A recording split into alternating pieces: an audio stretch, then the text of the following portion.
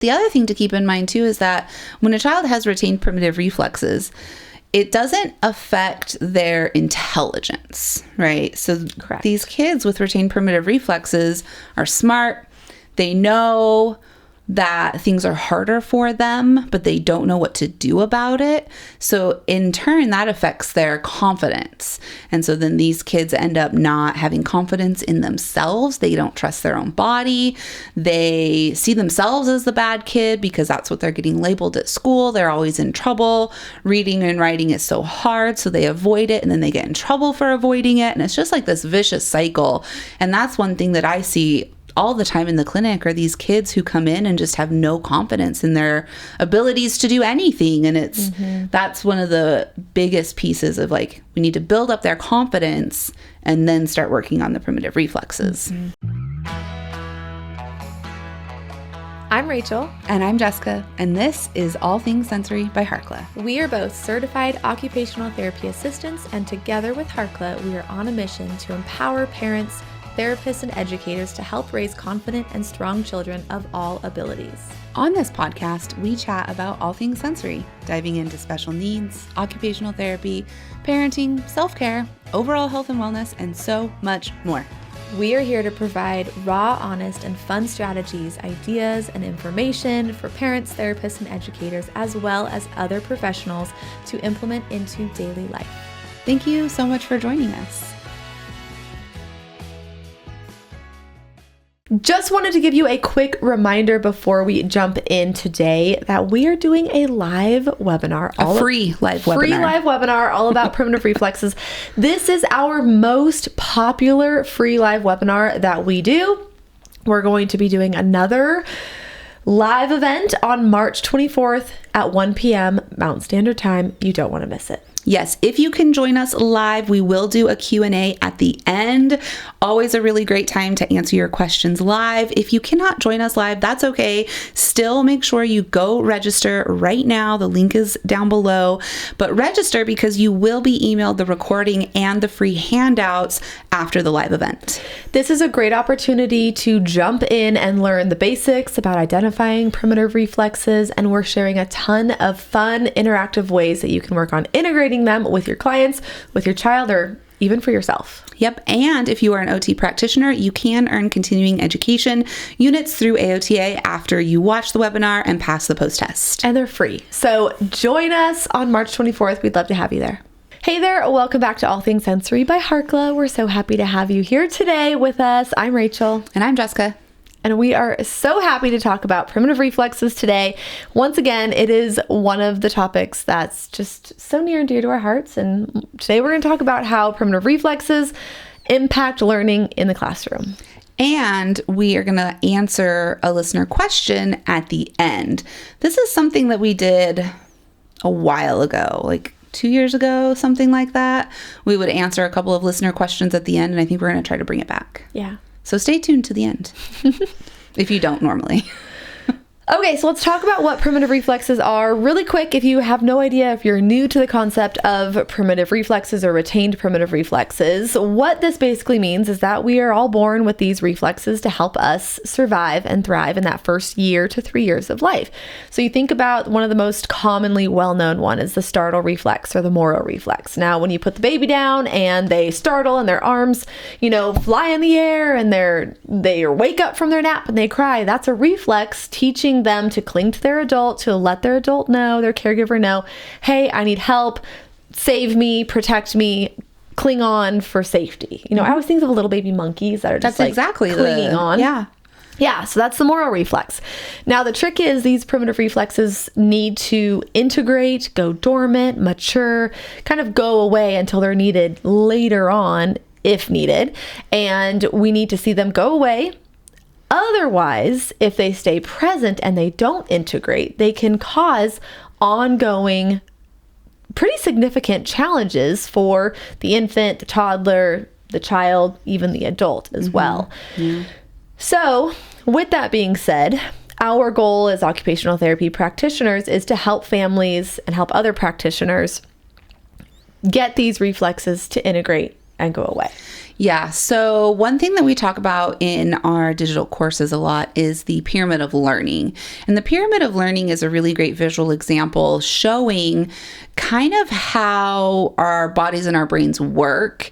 And in order for us to have good learning, good focus, good executive function skills, which are all at the top of the pyramid of learning, we have to have a solid base, a solid foundation at the bottom of the pyramid, which means we have to have good sensory processing and we have to have integrated primitive reflexes. So if our primitive reflexes get stuck, they don't integrate, there's a variety of reasons why this could happen. If that happens, then our brain can't move on and continue to develop those executive function skills. It gets really stuck in that more primitive state. And that's where we see challenges. Specifically, we're going to talk about the classroom today. That's where we see challenges in the classroom like reading and writing difficulties, learning disorders, ocular motor challenges. Ocular motor skills are delayed. We see emotional regulation and social skill challenges. We see challenges on the playground, difficulty transitioning between classes, staying organized, turning in homework on time. There's just everything about school is going to be more difficult if primitive reflexes are retained. Yeah, and going along with that, kids will do well if they can. We know that phrase. And we want to make sure that we're not sending these kids to school to do top of the pyramid activities when they don't have that solid base of support from the pyramid of learning. They don't have integrated primitive reflexes. They don't have a strong sensory foundation. They're going to struggle if we send them to school, and whether we know it or not, that they are missing these developmental skills. And they might act out. They might shut down. They might really struggle with social skills. They might get maybe potentially misdiagnosed with something like ADHD or dyslexia, when in reality, we need to make sure that we're looking at and we're ruling out these primitive reflexes, because the list of things that Jessica just shared with us, it's a big list of potential side effects from these reflexes when they don't integrate and go away. Mm-hmm. Now, additionally, retained primitive reflexes can have an impact on muscle tone, muscle strength, coordination, coordinating the left and right sides of the body, because those neural connections have not been made across the two sides of the brain, which means that both sides of our body are not going to be able to coordinate together. So some examples would be the ATNR is going to make reading and writing especially difficult because it's going to affect ocular motor skills. So it's going to affect a child's ability to smoothly visually track across a piece of paper to read or write. The TLR specifically is going to have an impact on posture and core strength and stability. The palmar grasp reflex is going to have a direct impact on handwriting and fine motor skill development, because it's going to impact a child's ability to build up the strength in their hands. Yep. The STNR is going to make it extremely difficult for a child to sit with proper form, feet on the floor, 90 degrees, sitting up straight. Every time they look down at their paper and they look up at the board to copy from the board, they're going to have a neck muscle tension change, and it's going to be extremely challenging for them to move their neck up and down, because their body is going to have kind of a natural response, because the STNR splits the body from top to bottom, and you might see them resting their head on their table trying to compensate. You might see them wrapping their legs around the desk or sitting on their feet in order to keep the reflex from triggering every time they look up and down from the board. So again, that looks like they're being naughty because they can't copy from the board, they're not sitting properly, when in reality it's extremely uncomfortable.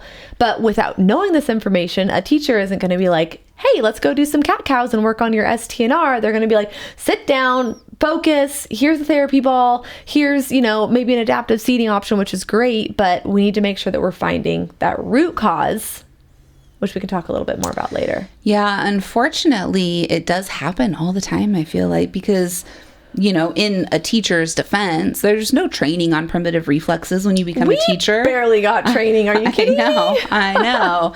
So, when you don't know, you don't know. Mm-hmm. But the other thing to keep in mind too is that when a child has retained primitive reflexes, it doesn't affect their intelligence, right? So Correct. These kids with retained primitive reflexes are smart. They know that things are harder for them, but they don't know what to do about it. So in turn, that affects their confidence. And so then these kids end up not having confidence in themselves. They don't trust their own body. They see themselves as the bad kid because that's what they're getting labeled at school. They're always in trouble. Reading and writing is so hard, so they avoid it, and then they get in trouble for avoiding it. And it's just like this vicious cycle. And that's one thing that I see all the time in the clinic are these kids who come in and just have no confidence in their abilities to do anything. And it's that's one of the biggest pieces of like, we need to build up their confidence and then start working on the primitive reflexes. Yeah, that's a really important factor. And it's heartbreaking. Huge. Yeah, it's huge. Yeah. So let's break down some common signs and symptoms of retained primitive reflexes that we might see in the classroom. The first one is the Moro reflex, which often keeps the body in a state of fight or flight, and it can present as significant anxiety or nervousness. They're really quiet. They might present as shy. They might lack that confidence. But it keeps them in that vulnerable state that they are in infancy. And it looks exactly like it does in infancy when it does, for a child who's anxious and uncomfortable and fearful of movement. Yeah, big emotional and physical responses to something that seems like a little problem. Yeah. Yep. The TLR, the tonic labyrinthine reflex, this is going to look like poor posture. So a child who, when you look at how they're sitting or even standing, they're very slumped and rounded. They have low muscle tone. They have low muscle endurance. So activities are extra hard for them. PE is going to be difficult. They might avoid sports because sports are hard and extra tiring. Yep. The next one is the spinal galant reflex. And this one might make them look like they are very fidgety, and they might present as if they have like ants in their pants, like they're just really uncomfortable sitting. They're maybe uncomfortable leaning their back against the chair. They might be uncomfortable in the clothes that they're wearing. They might even struggle with like recognizing when they need to go to the bathroom, especially if they're younger. So a lot of connections to like fidgeting and wiggling and a difficult time with just sitting still and focusing. And that, I think, will often get misdiagnosed as ADHD. Yes. Yeah. Yes. The palmar grasp reflex is going to have a direct impact, like I think we mentioned already, on handwriting and fine motor skills. So if the child isn't able to hold their writing utensil, if they're switching back and forth between their hands when they're writing or cutting, really those fine motor tasks are going to be really difficult. Yep. The ATNR might look like significant challenges with reading and writing at age level. They might lay their head down while they're writing, and just difficulty with crossing that midline, difficulty identifying their right hand versus their left hand, or using a consistent hand when they are writing or cutting or throwing or kicking. I was also just thinking like on the playground, if you're able to observe your students on the playground, this is going to be a child who struggles with like the monkey bars, alternating their hands with the monkey bars, challenges with like going up and down stairs even, and alternating their feet to go up and down the stairs. Dribbling a ball. Yeah, ball skills. Because this is really, the ATNR is left and right sides of the body and the brain. So anything that requires the use of coordination of both sides of the body. Yep. Next one, STNR, symmetrical tonic neck reflex. Like Rachel mentioned earlier, she said that one divides the body into the top and bottom half. So this is going to be anything that requires coordination from the upper body and the lower body. So again, PE, sports, the playground, anything like that, it's going to be very difficult. Can also result in poor posture. So similar to the TLR, like a slumped posture, a child who goes into like a really wide W sit when they're on the floor. And then it will also affect their reading and writing skills. Yes. So if you're noticing any of these like signs or symptoms in any of your students or clients, if you're a therapist listening, what's the next step? Where do we go from here? Who do we talk to? Like, how can we make an actual difference with these kids? I think the first thing for teachers is to incorporate movement breaks throughout the day. So we call them sensory breaks, brain breaks, but every, 40 to 60 minutes,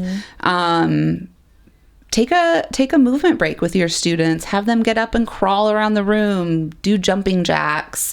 There are a variety of sensory break activity cards, or we have the Harkless sensory dice and the sensory sticks that you can check out. You're gonna grab them. If you're watching on video, you can see them. Yeah. That really make taking these movement breaks really simple and easy. You don't have to plan anything out. You can just if you're doing the sensory sticks, you just grab a stick and you have your class do the activity. Takes, just a few minutes. Just a couple of minutes will make a huge impact. Yeah, and the nice thing about our sensory sticks is that they say which reflex they target. So if you want to spend a week working on the Moro reflex, you're going to do star jumps 3 times a day with your kiddos.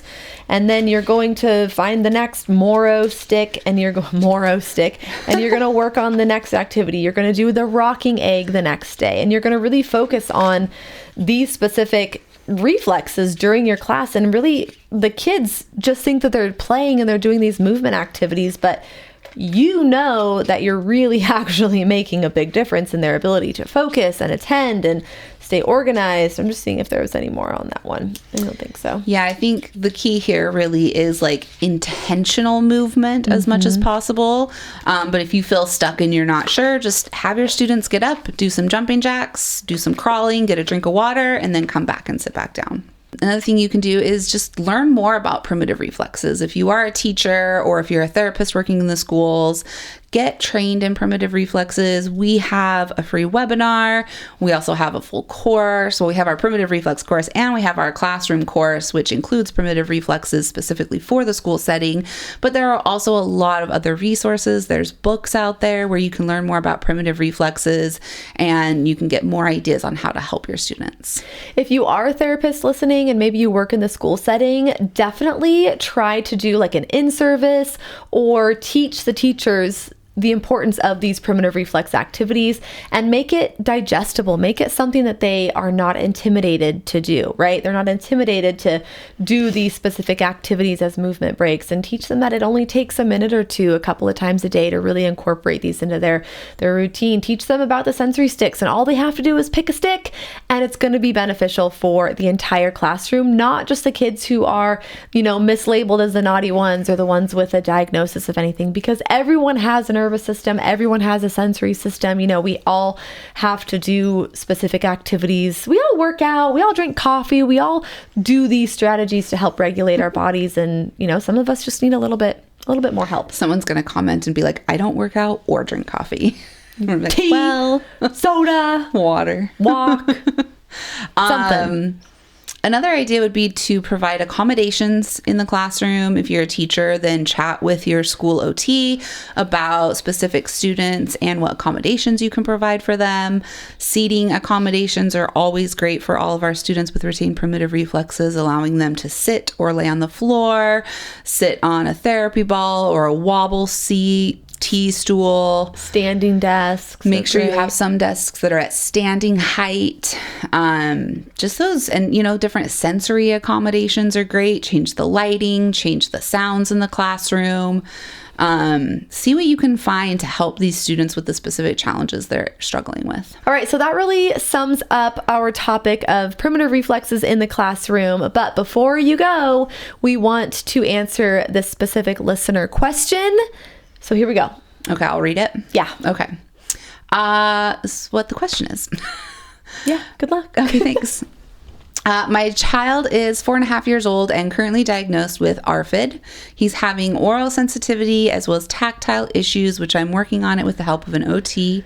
So I just want to know, is there any specific sensory diet plan that I can incorporate in his daily routine to help him improve his condition? He currently eats only pancakes, biscuits, orange juice. He likes sweet and sour flavors. Suggest a meal plan also.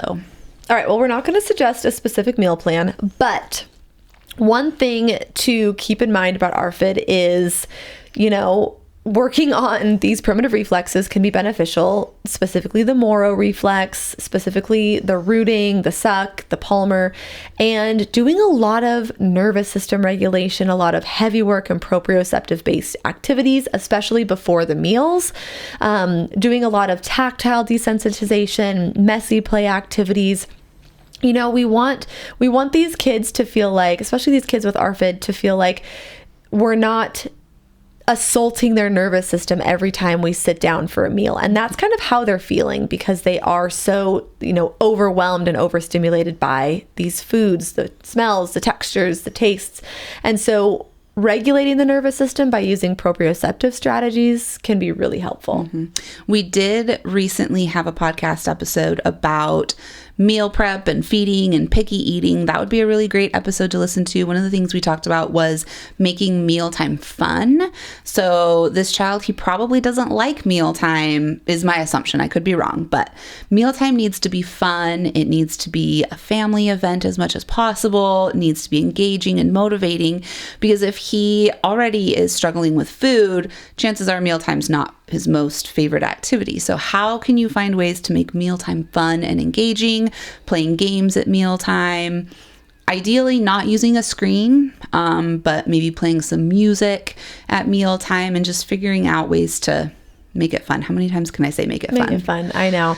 I did recently also take a course on ARFID. It's on sensational brain. So if that is an avenue that you want to go and seek out more strategies, that was beneficial for me. I would also recommend, you're already working with an OT, but I would also work, if the OT is not trained specifically in feeding and nutrition, I would seek out somebody to help with the feeding and nutrition specifically, because they are the ones that can help you figure out the meals. Mm-hmm. And then making sure that they are meeting their nutritional needs. There's no nutritional deficiencies, which if the child is eating pancakes, biscuits, and orange juice, there is likely, some nutrients that we're missing. We love using sour spray as a strategy. That can be something as, a positive reinforcement. Since he or does a like motivator. sour flavors. Mm-hmm. Yeah. That could be something. We love the Two Tarts brand because it doesn't have food dye in it. Mm-hmm. So yeah. There you go. All right. Hopefully that was helpful. Yeah. Short and sweet as much as possible. Let us know your thoughts. Leave us a review. We appreciate those more than you know, and we need some new reviews. So let us know your thoughts. On iTunes, right? On iTunes, on Spotify, you can leave a comment on YouTube. That's really beneficial as well. Yes, definitely. And did you already ask them to share this episode? No. Okay, if you thought this episode was helpful, make sure you share it with a friend. Word of mouth is one of the best ways you can support us. Yep. Follow us on Instagram as well. It's where we like to hang out at All Things Sensory Podcast, as well as at Harkla_family. All right. I think that's it. Okay. Well, plan on seeing you next week. Okay, bye. Thank you so much for listening to All Things Sensory by Harkla. If you want more information on anything mentioned in the show, head over to harkla.co/podcast to get the show notes. If you have any follow-up questions, the best place to ask those is in the comments on the show notes, or message us on our Instagram account, which is at Harkla_family or at All Things Sensory Podcast. If you just search Harkla, you'll find us there. Like we mentioned before, our podcast listeners get 10% off their first order at Harkla. Whether it's for one of our digital courses or one of our sensory swings, the discount code SENSORY will get you 10% off. That's SENSORY. Head to harkla.co/sensory to use that discount code right now. We are so excited to work together to help create confident kids all over the world. While we make every effort to share correct information, we're still learning. We will double check all of our facts, but realize that medicine is a constantly changing science and art. One doctor or therapist may have a different way of doing things from another. We are simply presenting our views and opinions on how to address common sensory challenges, health-related difficulties, and what we have found to be beneficial that will be as evidence-based as possible. By listening to this podcast, you agree not to use this podcast as medical advice to treat any medical condition in either yourself or your child. Consult your child's pediatrician or therapist for any medical issues that he or she may be having. This entire disclaimer also applies to any guests or contributors to the podcast. Thanks so much for listening.